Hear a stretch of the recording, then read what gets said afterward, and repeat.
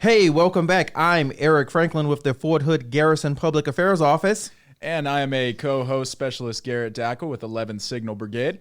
And I am another co-host, Corporal Kyra Pearl with the 3rd Armored Corps Public Affairs Office. And I am your final co-host, Samantha Harms with the Garrison Public Affairs Office. And you are listening to Fort Hood's Great Big Podcast.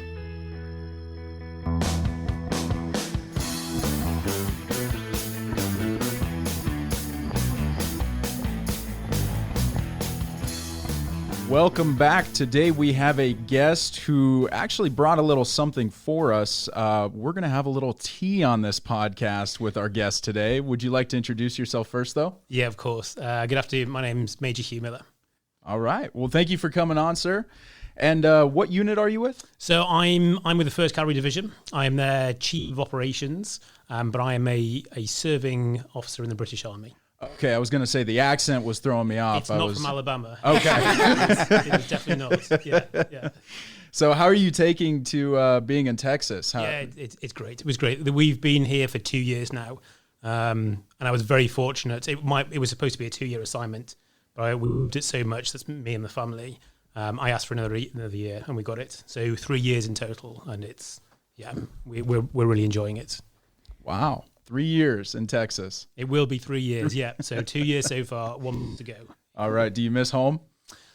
There's certain aspects of home that we do miss. You feel far away when certain events happen, you know, when you miss critical family events. But we get to go back every year. We've spent some time back. We've got family visiting us, which we're really excited about. Nice. Now that we're through the pandemic, family's going to come out and visit. So we're really looking forward to that. All right. Let's get this tea started. Yes. You're talking way too much over there. Sorry, I've got my coffee, so I'm not cultured. Gosh, exactly. I'm waiting for tea. So here we go. A lesson on making tea. All right. So the first thing is boil the kettle. Okay. Which I brought with me. He was boiling that. I'm talking real loud right now, but he boiled it already. All right. Then we've got the tea bags. Tea bags go into the cup. All right, and then it's hot water into the tea. Okay. So we'll pour the water into. I'm gonna pour the water. Just pour it in there. Just pour it in, yeah. Even though this seems like a very easy thing, I just wanted to do it because why not?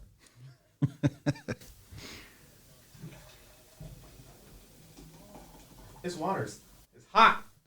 All right, right there.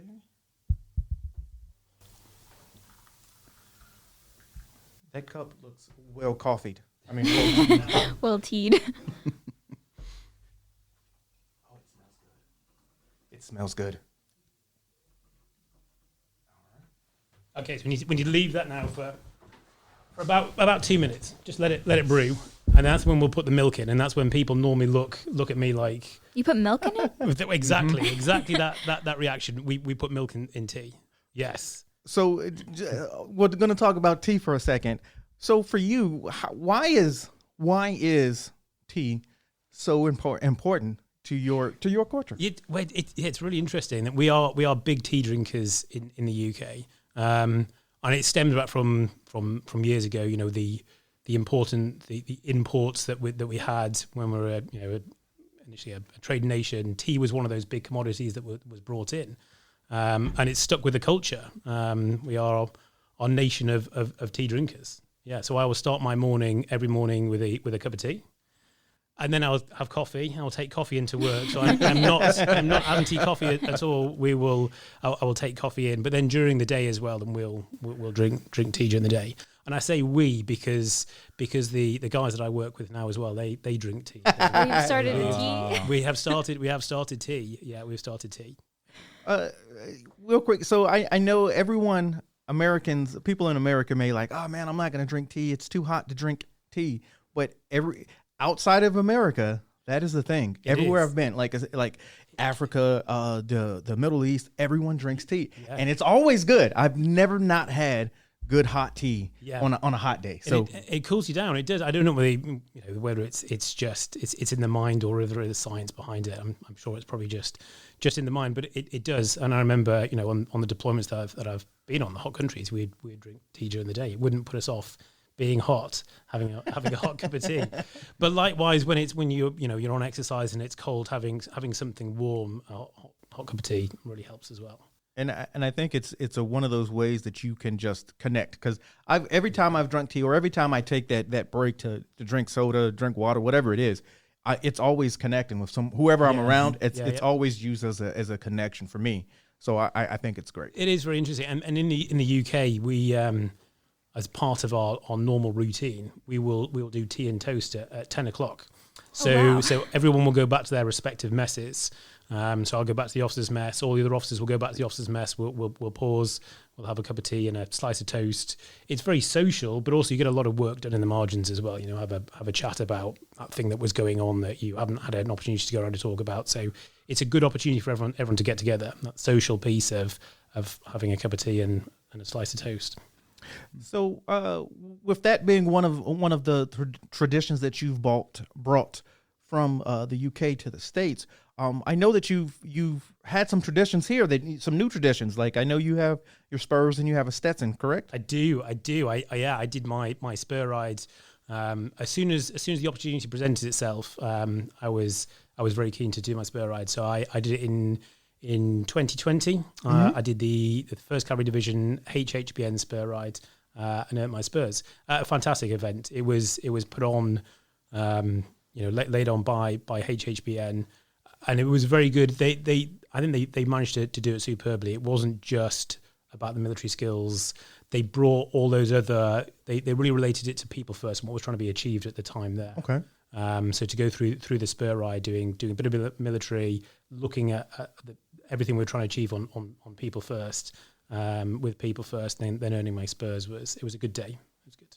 Okay. And I love my Stetson as well. Yes. that's going back to the UK. Not sure what they're going to say when I turn up to work in my Stetson in the UK. But it will certainly, although I won't be allowed to wear it, it will certainly go up on my office wall. Yeah. So, real quick, the program that how many people do you know that's had this opportunity to have that to come work in the United States, to come train with the United States Army military? So I suppose I know a lot of people that have worked with US forces. When I look back on my own military career, I've done deployments. Both Afghanistan and Iraq. We always worked incredibly close. So I know a lot of people who have worked either on operations or on exercise with US forces. There's actually quite a large number of us that get the opportunity to come over on an exchange, and that's what I am. I'm an exchange officer. I come over to the US. There is a US officer that gets sent to the UK, and is in our 1st Division in York, in the north of England. So it's a one for one swap. So across the footprint, across the US, we've got quite a large amount of British forces, and not just Army, Air Force, and Navy as well. Working directly with the US military. Okay. So I know we spoke briefly about the coffee versus tea debate, but are there any other major differences that you've noticed since coming to America? Are we talking food and drink, or is it just in general? Whichever you'd like in to general. say, sir. Yeah. So everything. I think so. If we start because we're talking work, the similarities. There is surprisingly few differences between our two militaries. Far more similarities than there are differences, and it makes coming in and working in a US headquarters very easy. From the fact that we are an all-volunteer force. We take it for granted, but that is, that's what defines us as a military. So from the fact that our doctrine, those underlying principles of how we operate as a military force are very similar as well. So coming into a headquarters was easy. The one thing that did take a little bit of time was getting used to the different acronyms, so the different way of speaking. It is, my first 6 months were like a long language course. Just making sure that I understood everything. and doing PT at 6:30 in the morning. I think that's the other difference. Wait, do you guys not do PT that early? No, 8 o'clock we would do PT. Do eight till 9 PT. You then pop into the office for half an hour, and then check the emails, and then go to the mess for tea and toast. So that's on a Tuesday and Thursday. That's the normal routine on the morning. Maybe we should adapt to that routine. I was That sounds going to nice. say I want to go to the UK now. And then Wednesday afternoon we play sports. So when you're in a regiment, you'll have Wednesday afternoon off to go and play sports. And then Friday we'll finish on Friday with generally it's the commander's PT. So after lunch you'll go and do a good hard green PT session, so physical training session. And then you'll finish and then go home for the weekend. That sounds awesome.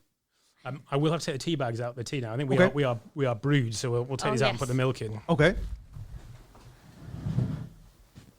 Still feel a little thrown by the milk. Still hot. We'll just put it on there. It's okay.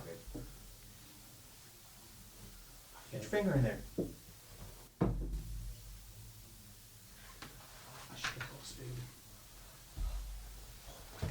Okay, it's so hot. Right, now for the milk. Oh, thank you, sir. It looks like coffee.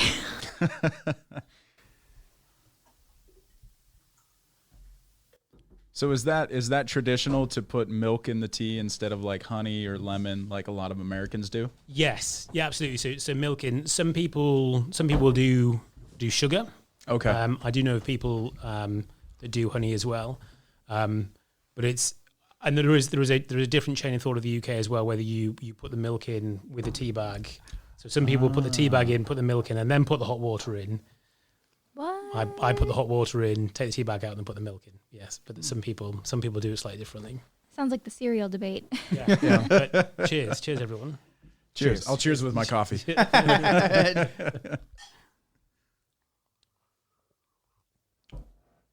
So, since being in the United States, and more importantly, since being in Texas, how, I know there's the language barrier between the UK and America is big, but then the language barrier between the UK and Texas is even bigger. So how was that kind of difficult for you and your family when you moved here? We got it. It was interesting. I think people found us harder to understand than we necessarily found other people. We get accused of being Australian quite often. And I guess before I'm going to be honest with this. I apologise if this insults anyone, but I used to find it hard to differentiate between the Canadian and the American accent. Mm-hmm. Since being here now, I'm attuned to it. So I guess people have differences or the difficulties understanding between the Australian and the British accent.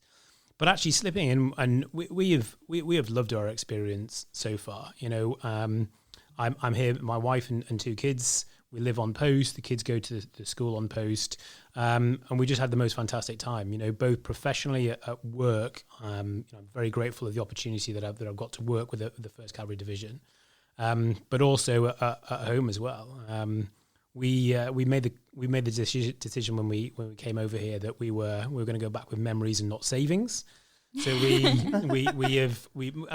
did that consciously, knowing that I might not get an opportunity to come back and serve in America. So why would we want to waste the opportunity? Mm-hmm. So we bought a motorhome, we bought a boat, and every weekend we're using one or the other. We've tried to tick off as many states as we possibly can do. That's we've really done cool. two huge road trips for our summer vacations. And just really enjoying the opportunity that we've got here. So are there any norms or traditions in America that you're going to miss or maybe even bring back with you? So I think the one, and it's upcoming, is Thanksgiving. It's not something that we do in the UK. I suppose for us, our Christmas is the opportunity that all families come together. Whereas I guess in the US, Thanksgiving is that opportunity that you all come together. So we don't do that. And I've been very fortunate, both years that we've been here, to have been invited to people's houses to do Thanksgiving, and been welcomed in and really made to feel at home. So that was really nice. I really like the concept of Thanksgiving and the holiday itself. You don't do Guy Fawkes night. You don't do bonfire night. So on the 5th of November, we celebrate Guy Fawkes night. Guy Fawkes, in history, tried to blow up Parliament. He was stopped, and therefore every year we celebrate the fact that he wasn't able to blow up Parliament and burn a bonfire and light fireworks. So that's always a good night. It's in the start of November, so it's cool. Everyone is able to come get together and have a bit of a party. So. That's the mask that everybody wears. It's the mask. I'll show you. No, I know what okay. you're talking. I've seen V for Vendetta. I know. Remember. I would have said November. There we go. Yeah. Come on. Okay, I didn't know that's a deep cut because it was before your time. I'm just saying. Oh, come on. The age Come shade. on. Yeah, just saying. So, sir, going to a Texas Thanksgiving dinner, did you have the chance to try Texas sweet tea? Oh, so I have tried Texas sweet tea. Yes, I have. Themes are the same. It's made with tea leaves. And That's where it stops. It's made with tea leaves. Yeah.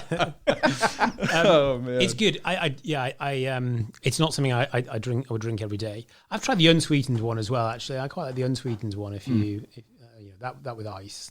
I do. It's a yes. refreshing drink. That makes sense. That's good. So something that I did try at a Thanksgiving dinner, and I hope the friends that invited us around, don't take insult to this, but I couldn't get my head around was sweet potato with marshmallows on top. Yes. Can someone Those are explain that delicious. one to me? I'm not really a fan of it, so What? I'm not a good spokesperson. I love it. I do too. Yams. Yeah, we yeah, just call yeah. them yams.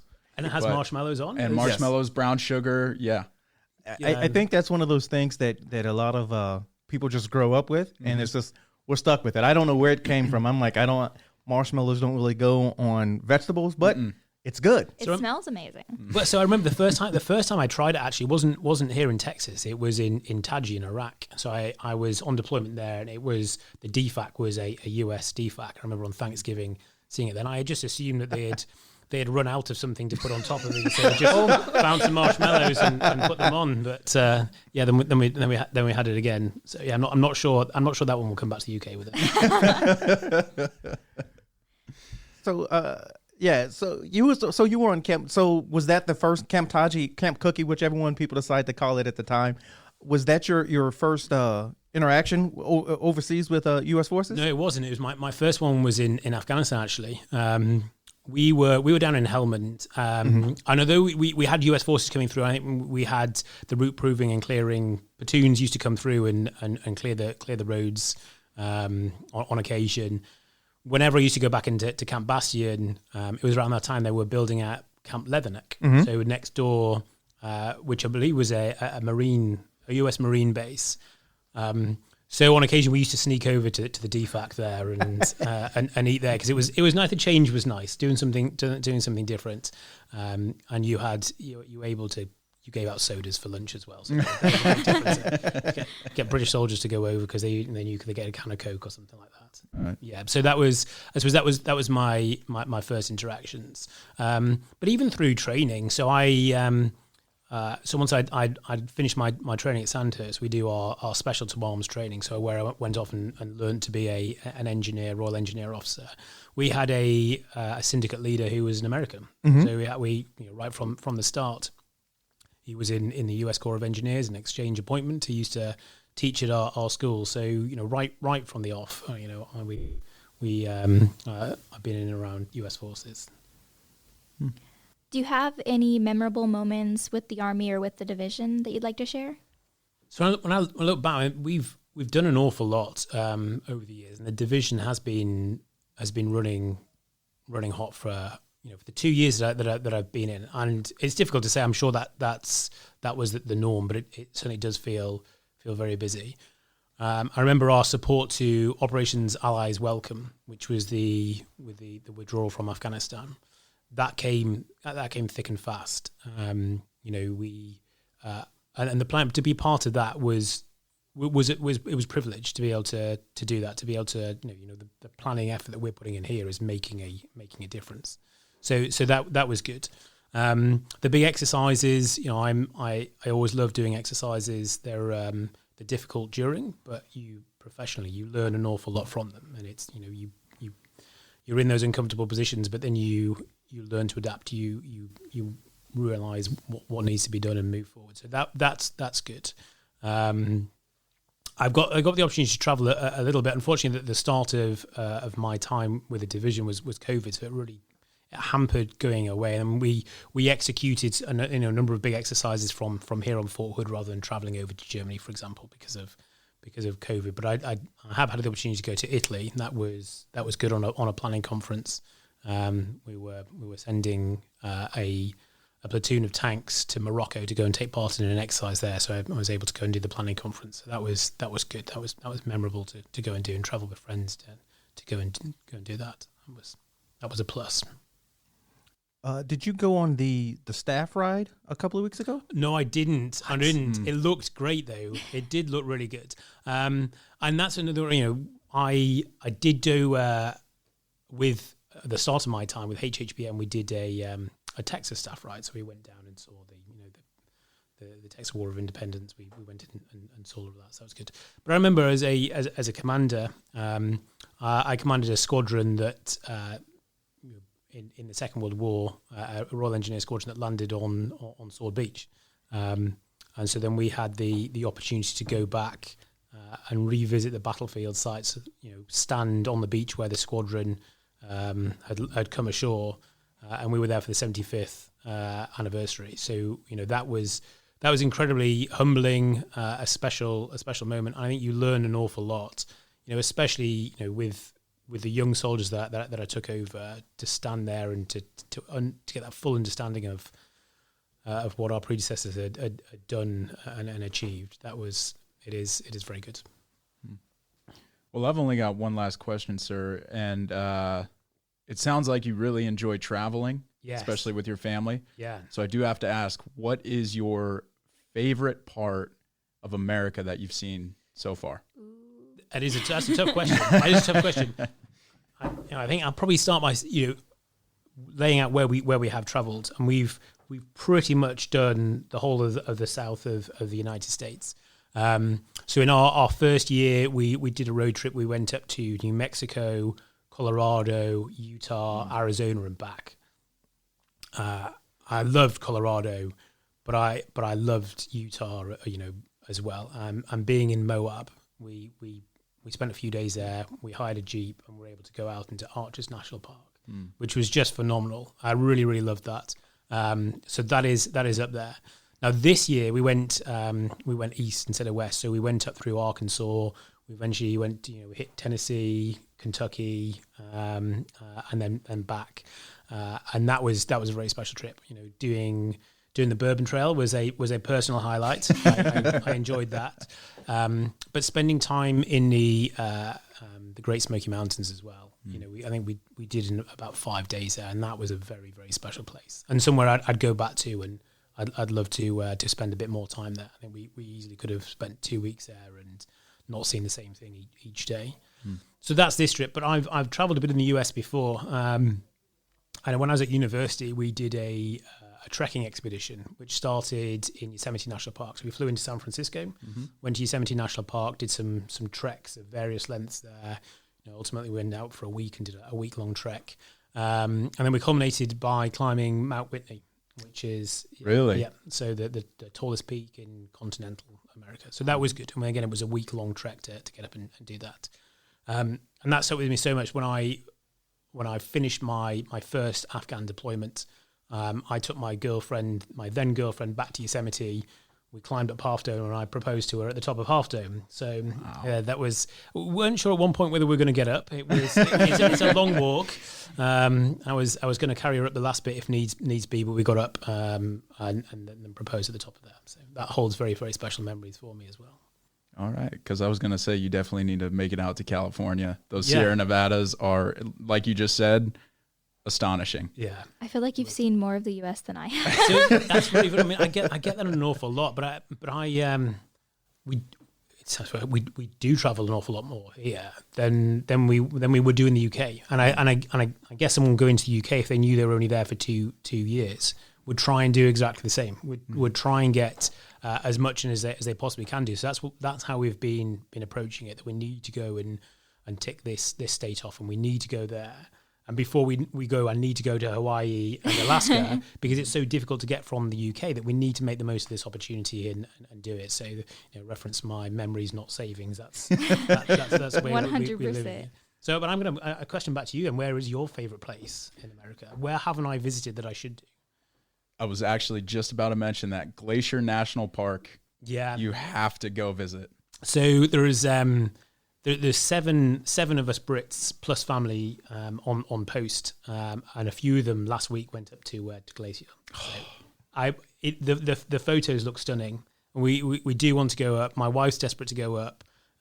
She'd like to do Yellowstone at the same time. So the only thing the route up there we'd follow the tracks that we've already been driving up to Colorado, which is no bad thing, but we need a bit more time to go up and do that. So I'm hoping once the division's through its next warfighter, things will ease off and I'll be able to take a bit more time and go and do a longer road trip and see those things that we do want to see before we go. Well, I do hope you enjoy it, sir. Sounds like you already have the past 2 years. So we definitely have. Yeah, we will miss. We will not just miss America. We will miss Fort Hood when we go. I think this place is phenomenal. I think there is so much to do, within striking distance of it. And being so central to everything. I love my job. I love the work. I love the people I work with. I think they're an incredible bunch of professionals. And just I feel I've learned an awful lot. And then really grateful my family's had this opportunity to come over and be here. We're very, very lucky. Well, we're so lucky that we got to speak with you today, sir. Thank you so much for joining us. No problem. And you got tea as well. So Exactly. well, you're with milk. Thoughts? You can be honest. It's fine. I feel like I won't could be too use some insulted. sugar, but okay. it's not bad. Yeah. I would do the milk again. I just need something sweet. And it's good. I love it. It was good. And Sam wanted to make sure that she told me she had to step out to go take care of something important, but she said, thank you for coming out to talk with us. Anytime. I really enjoyed it. Thank you. Thank you.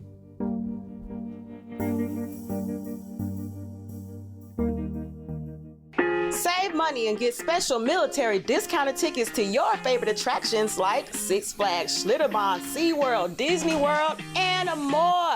Stop by our Leisure Travel Services office located right here on post to get those tickets. For more information, go to our website at hood.armymwr.com. Have fun!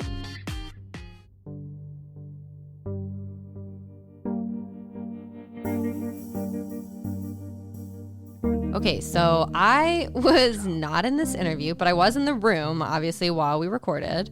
And so I got to have some of the tea, and I noticed that all of you guys were like, oh, the tea with milk, it's kind of weird. That's what I do. That's like a thing I normally do. Your norm? Yeah, my norm is to put milk in my tea. I like tea with milk in it. It's good. It's good that way. It is delicious. I don't need drink honey tea, or so I don't know. sugar. I need honey or sugar with my Is that a tea. keto thing?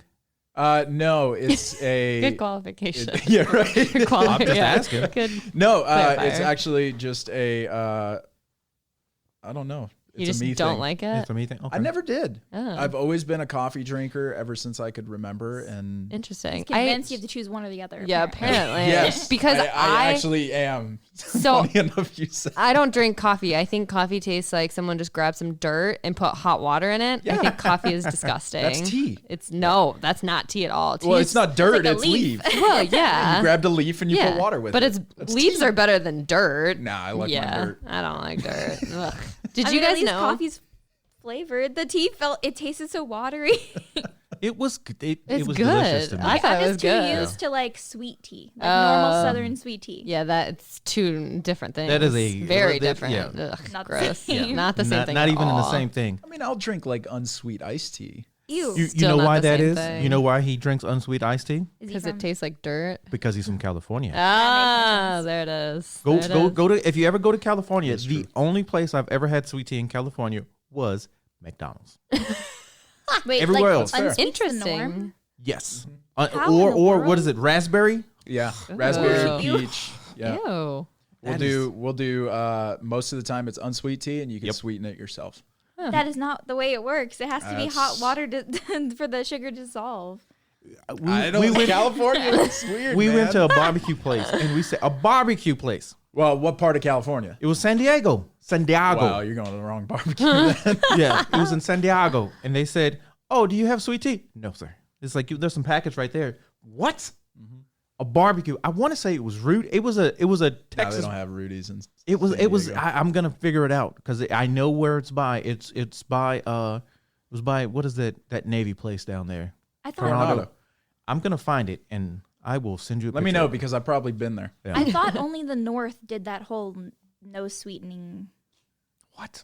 This is why I live in Texas. I don't know. Why? Just for the so sugar- you could have yeah. your sweet tea Yeah. and your barbecue. Exactly.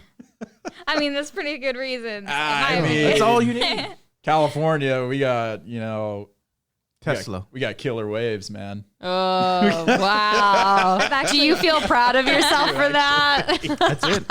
And Hollywood. That's the two a things little that you have. Wow. when you cringe yourself out, you know it's that. Yeah, that was uncomfortable. Look, hey, I took a surfing class in college. I just want to put that out. A surfing class? I've never even seen the ocean. That's California. You've never seen the ocean? Never seen it. Oh, I'm you from the gotta middle of the What? U.S., Missouri. Well, I'm from Missouri. Kansas. I've still seen the ocean. Look, the only Yeah, trip but we're I not in tried to Kansas make anymore, got Toto. canceled. What'd you say? Oh, I said the only trip that I tried to make got canceled. Oh. Yeah. Bummer. But I'm going to see it soon when I PCS. So. Oh, Yeah. yeah. Unfortunately, we'll be up north, so I'm going to have to deal with the unsweet issue. Gross. You can just make your own. Sun So tea. much work. No, come on. It's worth it. It's always worth it. It's totally worth it. Did you guys know that all tea comes from the same plant? Then why do they call it different Mind names? blown. It's based off of how long it sits like out to dry. That's a So lot green of different tea, variations. they're like plucking it right off the plant and they're putting it right in the water. That's it. You're drinking it right from the plant. That's probably why he thinks it tastes like grass. Probably. It does taste like It grass. doesn't. It tastes like leaves, but yes. But yeah, so it all comes from the same I like dirt. thing. It's just based off of how long they let it dry for. You can visit the only tea plantation in the United States. It's in South Carolina. That's the only one. Only one. All of our tea comes from there or it's imported. Uh-huh. That's crazy. Yep.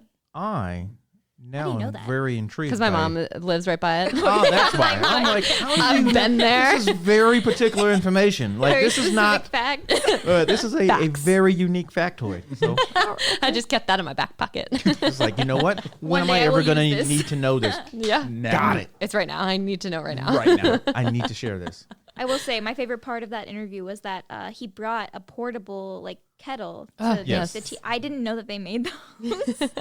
Oh, they take those things on. They're in what is it? Tanks and everything. They're everywhere. It's Tea is crazy. serious. it's almost. I think those things are issued to them, so they have to have one. Probably. Oh, that's. I want to know the answer should to that. ask. That's kind of Yeah. cool. Should act. You know what? I'm gonna catch him before we leave. Oh, okay. I love that idea. Hey, are y'all issued a portable kettle? They have to. If not, then there definitely has to be one that's like available to them. Yeah. Like Yeah. the company kettle. Or the couple- Yeah, definitely. I mean, if they're having tea and toast, No, yeah, every They day gotta- at 10, Stones. right? right? Yeah, so they gotta have them everywhere. Everywhere. That's so Every cool, room's though. got one. I love So that. what else do we have? What else do we have going on this week? Oh man, I think this weekend, and There's the a next lot of couple of stuff weeks going is kind of busy. I think. Yeah, it's busy on Fort Hood this weekend. So Yeah. we have Togetherness Day, Yes. which is hosted by the Garrison Chapel. And then we also have Cowboys for Heroes. So those events are separate, but kind of together at the same time. So Cowboys for Heroes is going to be at the Phantom Warrior Center. And then across the street at the Spirit of Fort Hood is Togetherness Day. So you can expect free barbecue, a car show, arts and crafts, live music, There's little pumpkins. inflatables, a pumpkin patch. Yes, a busy day. busy. And then busy. they're also having the Operation Great Place cleanup too that day, right? Or as I like to Yes, refer to it, yes. as the front porch cleanup. Yeah, he Front porch cleanup? keeps saying, "Oh, I got to go to the front porch cleanup." I'm like, Yes, "What are you talking Because about?" it's right there in front of the sign as you come into the gate, and whatever. It's in my mind. Whatever. I It's knew like- exactly what I Do was you think it's talking like about. the basis for post front porch? front Yeah. porch. Yeah, that's exactly what he thinks it is. So in my mind, it makes complete sense. I mean, it made sense to me. I got it. See, exactly.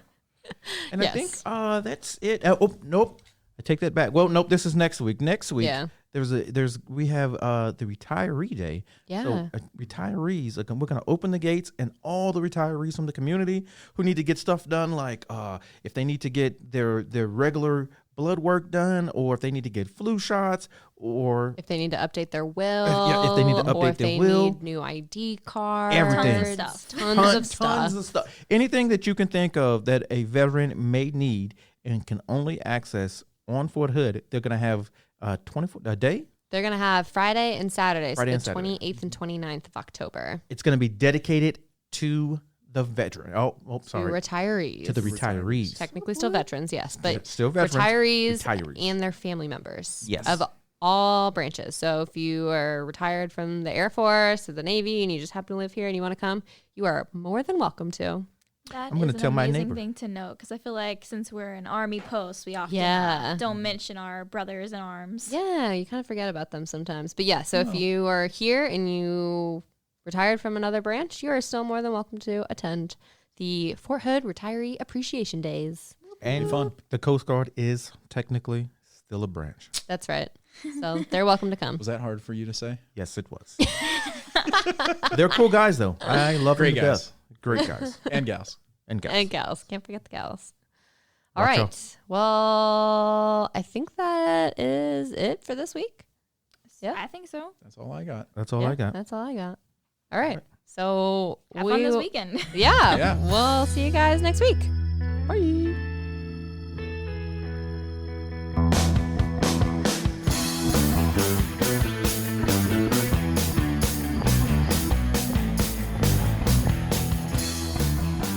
This podcast is a U.S. Army Garrison Fort Hood and Fort Hood Public Affairs production.